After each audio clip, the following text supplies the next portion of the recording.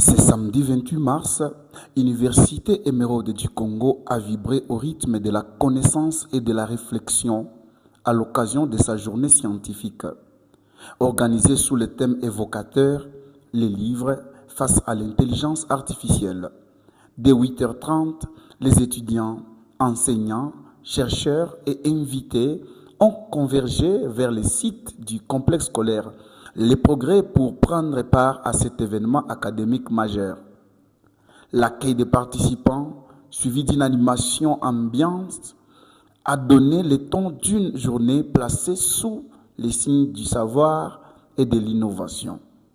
La cérémonie d'ouverture marquée par le mot du maître des cérémonies, une prière et la présentation des autorités académiques a été suivie des allocutions officielles, notamment celle du directeur, lançant officiellement les travaux.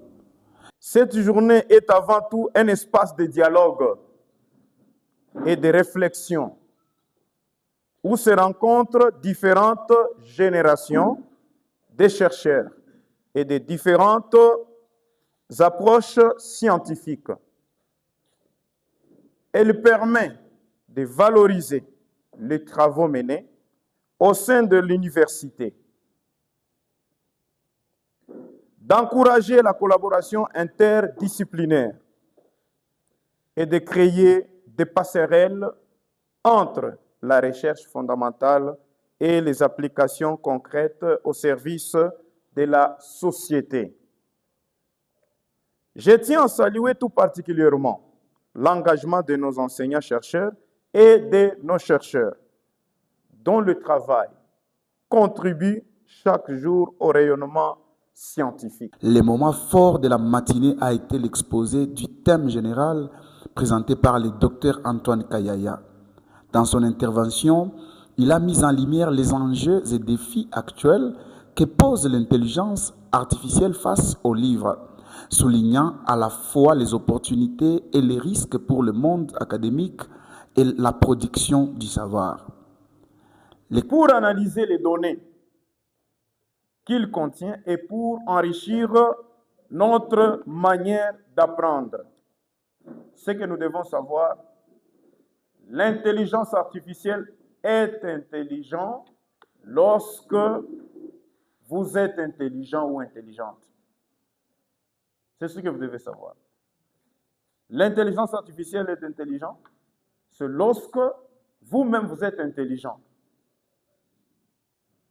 Au-delà de ça, parce que la plupart pensent que tu arrives comme ça avec l'intelligence artificielle, directement les histoires commencent à sortir de soi. Non, vous devez être intelligent. Communications scientifiques ont ensuite permis d'approfondir la réflexion. Plusieurs intervenants ont abordé des thématiques clés, notamment la médecine face à l'intelligence artificielle, l'imitation du marché du travail, ainsi que les relations internationales à l'ère de l'intelligence artificielle. Demain, votre titre aura de l'importance? Point d'interrogation, vous avez la réponse. Aujourd'hui, vous travaillez. Est-ce que la façon dont vous êtes en train de travailler aujourd'hui, c'est cette façon-là que les autres étaient en train de travailler? Point d'interrogation parce que vous avez une réponse. L'intelligence artificielle, l'emploi et l'avenir de nous, cadres universitaires. Des relations internationales. Selon les réalistes, ils trouvent que la cause de la guerre, c'est la quête de la puissance des acteurs internationaux, notamment des États. Donc, lorsque un État cherche à être plus puissant, et par cette quête de puissance, c'est ça qui est la source de la guerre. Là, c'est selon la conception des réalistes. Mais le même phénomène qui est la guerre, pour les libéraux, pour eux, la cause de la guerre, c'est le manque de coopération internationale. On a trouvé un moyen de lutter contre les phénomènes sismiques. Entre autres, les tremblements de terre, les intempéries qui arrivent souvent. Avec l'intelligence artificielle, on a fait ce qu'on appelle les smart buildings, qui veut dire les bâtiments intelligents. C'est qu'avec un bâtiment intelligent, chaque intervention a suscité un vif intérêt, suivi d'un échange enrichissant avec le public lors de la session des questions-réponses. RDC, la majorité de la population vit en dehors de la nouvelle technologie de l'information et de la communication. Dans des pays reculés, ce n'est pas tout le monde qui utilise l'intelligence artificielle. Est-ce que grâce à l'intelligence artificielle, on ne peut pas avoir les connaissances basiques qu'on trouve dans les livres? Merci. Un panel d'échange modéré par Anaklet Jimwena Kabeya a permis de confronter les idées et d'ouvrir les débats sur les perspectives futures. Merci beaucoup, monsieur le journaliste. D'emblée, vraiment, je suis très content parce qu'avec ce thème, c'est un thème qui gangrène un peu, en tout cas, le monde aujourd'hui. Si nous parlons de l'intelligence artificielle, la plupart des gens pensent que les livres doivent être effacés. Or, l'intelligence artificielle, telle que nous savons, c'est un outil qui vient nous aider à booster seulement le livre. Or, nous ne devons pas oublier des bases. C'est-à-dire que les bases doivent rester, c'est les livres. Et aujourd'hui, vous allez voir que nous constatons maintenant qu'il y a de paresse des personnes, des étudiants, des chercheurs, des doctorants, des masterants, par rapport à l'IA, qui est l'intelligence artificielle, qu'eux pensent que l'IA vient remplacer les livres. Les livres restent, mais on doit booster. C'est-à-dire qu'on ne peut jamais avoir la connaissance sans pour autant avoir de base qui est des livres dans des bibliothèques. Ce qui fait effacer aujourd'hui dans des bibliothèques. Nous ne trouvons pas des étudiants dans des bibliothèques, or c'est la base. Or, nous demandons maintenant aux chercheurs de ne plus maintenant effacer les livres dans des scènes scientifiques. Or, les livres doivent être là et l'intelligence artificielle vient booster, pourvu que le chercheur soit à la une. Et aussi, il doit avoir au moins des bases. Mais en tout cas, c'est ce qu'on voulait faire la journée d'aujourd'hui. Nous avons voulu vraiment expérimenter et parler sur ça, faire un peu la différence qui existe entre ces deux, leur parallélisme, le point d'accord, le point qui aide par rapport à l'intelligence artificielle. Parce qu'il y a risque que demain, que les gens aussi soient écartés dans la vie active par rapport à quoi? Par rapport à ne pas connaître aussi l'intelligence artificielle. Comment utiliser? Utilisons l'intelligence artificielle pour le bien, pas utiliser l'intelligence artificielle pour se nuire et s'effacer sur des scènes scientifiques. Voilà ce qu'on avait aujourd'hui comme notre thème, les livres face à l'intelligence artificielle. Merci, monsieur. Merci, je vous remercie. Merci beaucoup, monsieur le journaliste de la question.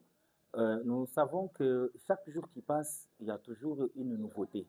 Il y a toujours quelque chose de nouveau. Et nous aussi, nous sommes en train d'apprendre à chaque minute, à chaque seconde. Nous avons compris qu'à l'heure qu'il est, beaucoup d'intellectuels gardent encore les anciennes notions. Et nous devons les actualiser. Comment on peut les actualiser? C'est en organisant des journées scientifiques où tous les intellectuels doivent se réunir et traiter sur un sujet d'actualité. Voilà, aujourd'hui, nous avons pensé à l'Université Émeraude du Congo de parler d'une question d'actualité, d'une question très cruciale qui fait bouger le monde actuellement. Les livres face à l'intelligence artificielle. Le livre est là. Quel est le devenir demain de ces livres avec l'intelligence artificielle? Beaucoup de gens actuellement se permettent de lire dans le téléphone.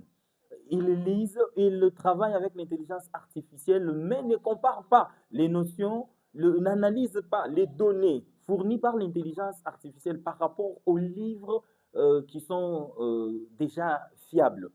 Et nous avons voulu échanger avec tout le monde pour connaître les avantages et les inconvénients. Comment utiliser les livres à bon escient? Comment utiliser l'intelligence artificielle objectivement? Parce que ça s'utilise actuellement à tort et à travers.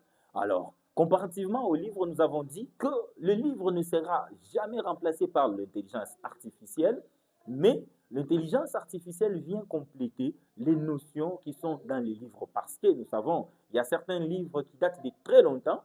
Alors, les notions qui sont là sont aussi des notions archaïques. Qu'est-ce qu'il faut faire? Il faut comparer les deux notions, les notions qui sont dans les livres, contenues dans les livres, vérifier aussi ce que l'intelligence artificielle nous donne, parce que dans l'intelligence artificielle, nous avons des notions récentes, alors que les livres peuvent contenir des notions depuis très longtemps, même de 1960. Voilà. Qu'est-ce que nous devons faire? Nous devons apprendre à évoluer avec l'intelligence artificielle tout en ne pas oublier la capacité, la force que contient nos livres. Voilà que je dis. Je vous remercie. Merci, monsieur Anaclet. Merci. La journée s'est clôturée dans une ambiance conviviale avec des mots de remerciement, une prière finale et une photo de famille avant de laisser place à un moment de networking entre participants, favorisant les échanges professionnels et la création de nouvelles collaborations.